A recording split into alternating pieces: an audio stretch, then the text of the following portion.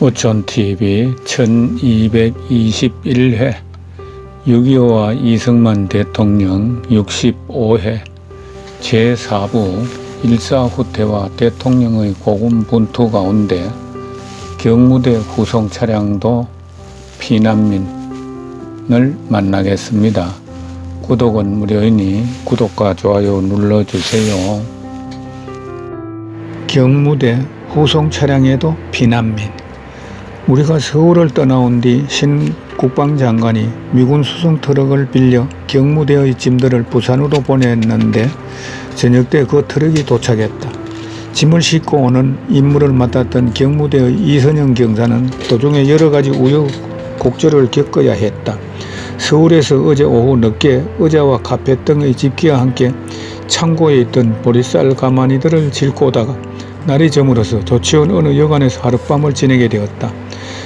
배가 고파 여관에 부탁하여 식사를 하고 잠도 잤으나 돈을 가진 사람이 없어서 여관 주인에게 사정을 이야기하고 밥값과 여관비로 싣고 간 보리쌀을 몽땅 주었다. 그러나 여관 주인은 자신들도 피난을 가야 하는 처지에 보리쌀은 받으나 마나라며 달가워하는 기색이 아니었다고 한다.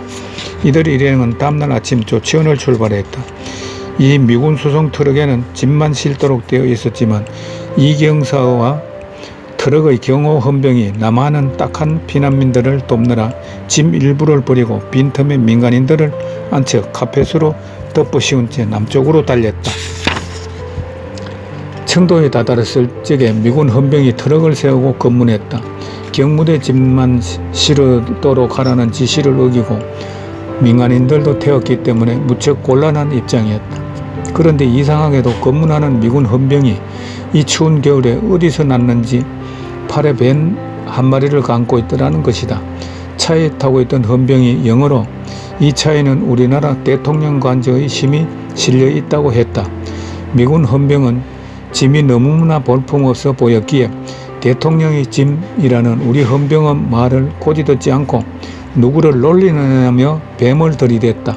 화가 난 우리 헌병이 카빈총 개머리판으로 그 미군 헌병을 보기 좋게 후려쳤다고 한다. 그리하여 검문소의 미군 헌병 측과 우리 측이 옥신각신한 끝에 미군 책임장교가 달려왔다. 우리 헌병은 자그마한 체구였지만 영어도 유창한 데다가 어찌나 다부지고 조리 있게 따졌던지 마침내 미군 장교가 자기 헌병의 잘못이라고 사과했다는 것이다. 거의 1시간가량 검문소에서 지냈으나 다행히 트럭 속의 피난민은 발각되지 않은 채 검문소를 통과해서 부산까지 무사히 도착했다고 한다. 대통령은 이 보고를 받고 무척 기뻐했다.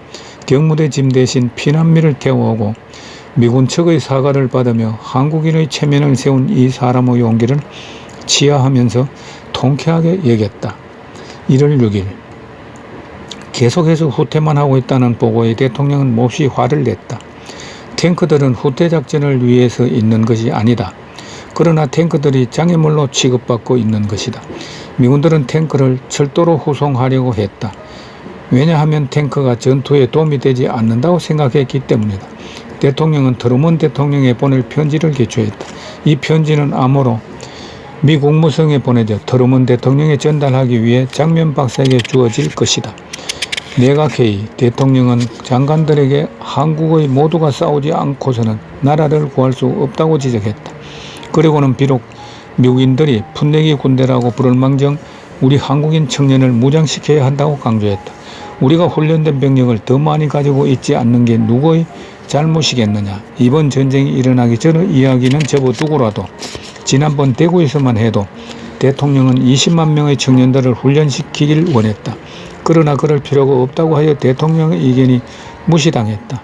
유엔에선 전쟁이 곧 날 것이니 한국 청년을 훈련하고 무장시킬 필요가 없다고 판단했던 것이다.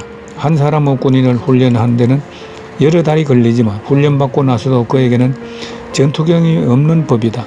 몇 주일의 훈련밖에 받지 못한 한국인에게 어떻게 훌륭하고 경험을 갖춘 군인이 되기를 바란다는 말인가. 일본인들은 청년들에 대한 훈련을 각급 학교에서 시작한다. 그들에겐 무기를 다루는 일만이 아니라 정신이 훈련된다. 전 문교장관 안호상 박사가 청년들을 훈련하려고 했을 때 미국인들이나 다른 외국인들은 우리가 청년들에게 군국주의를 고취시킨다고 얘기 얼마나 큰 소동을 일으켰던가. 경제협조처의 원조물자인 트럭 45대가 부산으로 입하되어 비난민 구호 사업에 여러모로 도움이 될 것이라고 양성봉 지사가 보고했다. 대통령은 올리비오 박사에게 다음과 같이 편지를 보냈다.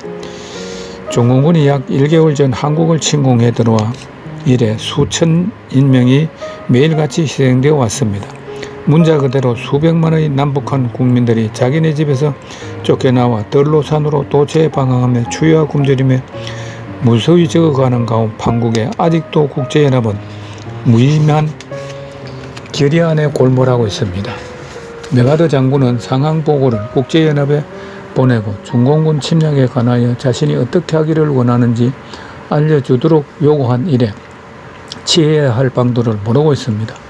이들은 국경선 지역으로부터 철수하여 평양, 개성 그리고 서울을 저항도 하지 않고 양도하였고 이제 적군은 수원까지 내려왔습니다. 개성과 서울 두 도시는 거의 비어 있습니다. 떠날 수 있었던 모든 사람들은 남쪽으로 오면 공산당 살인마들로부터 생명을 건질 수 있겠거니 하는 희망을 안고 피난온 것입니다. 그런데 적군이 진격해 오는 지금까지 속도대로 한다면 그들이 대구의 부산에 도착하는 것은 시간이 얼마 걸리지 않을 것입니다. 국제연합군은 평양시 외곽에서 한 것과 마찬가지로 서울, 김포 그리고 기타 장소에 쌓아놓았던 전쟁 물자들을 모두 불태워버렸습니다. 서울 이남의 다소 전략적 위치에 저장되어 있는 미국들도 적군에 의하여 노획될 위험 속에 있습니다. 그렇건만 불쌍한 우리 피난민들은 국제연합군이 중공군의 한반도 점령을 내버려 두지 않을 것으로 믿고 있습니다. 또 우리 피난민들은 국제연합이 여전히 되지도 않은 수작을 부리면서 적이 마음대로 빠른 속도로 내려오도록 내버려 두고 있다는 사실도 거의 깨닫지 못합니다. 그저 부산이 자신들의 생명을 보존해 줄 안전한 곳이라고 믿고 있는 것입니다. 우리는 끝까지 싸우다 죽든가 아니면 적을 쳐부수고 전멸시킬 것입니다. 이것이 우리들의 결심이며 국제연합은 여기에 반대하지 않기를 희망합니다. 그들은 이 동남과 같은 세계적 위기를 다루어 나갈 능력이 없음을 입증하였습니다. 지금이라도 국제연합이 이러한 상황을 구축하기 원한다면 메가더 장군에게 필요한 무기를 사용할 권한을 주어야 할 것입니다. 만일 지금 그렇게 하지 못한다면 민주주의에 등을 돌려 소련을 지원했다는 비난을 면할 수가 없을 것입니다. 1월 7일 기상이 나빠서 비행기를 출격이 지연되었다. 북에는 눈보라가 치고 있다고 한다. 하루 종일 비가 내렸다. 오전 11시께 UP의 잭 맷버드 기자가 와서 대통령과 인터뷰하고 싶다고 했다.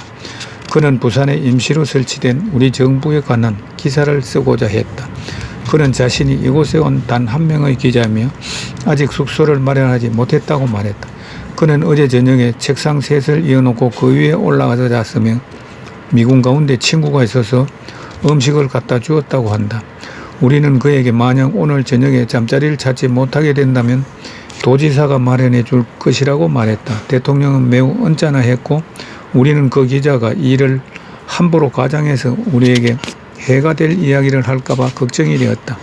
우리는 또 왜 그렇게 많은 적들을 포격해서 그들의 진로를 차단해 버리지 못하는지 이해가 되지 않았다. 비행기들은 낮이나 밤이나 출격하고 있는데 인해 저수를 저지시킬 형편이 되지 못하는 것 같다. 대통령이 청년 지도자들을 불러 무장이 되든 안 되든 약 10만 명의 인원을 먼주로 보내 후방에서 적의 침투를 막으라고 지시했다. 그런데 문제는 이들이 옷차림을 제각각하고 간다면 우리 비행기들이 아군임을 식별할 수 없어 적군으로 인하여 폭격할지 모른다는 것이었다. 그리하여 마침내 군부에서는 어떤 대책을 강구해 보기로 협의했다. 여러 번 논의 끝에 그들은 약 7만 5천 명분의 옷을 찾아낼 수 있었는데 신어야 할 신발이 없다고 했다. 그래서 군부에서는 시장에서 운동화를 구입하여 신도록 한 뒤 원주로 가도록 하겠다는 것이다. 미군에서 처음에는 반대가 심했으나 이제는 찬성하고 있다. 날씨는 몹시 추운데 땔감이 부족하여 피난민들의 고생을 말로 표현할 수 없이 극심하다.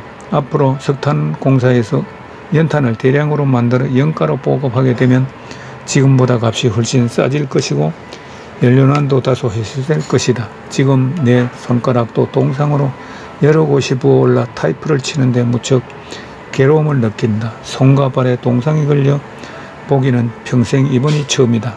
대통령이 마늘 껍질과 대를 삶은 물을 차게 해서 내 손발을 담그도록 하였는데 나는 이런 치료법이 마음에 들지 않았으나 남편이 시키는 대로 따랐다.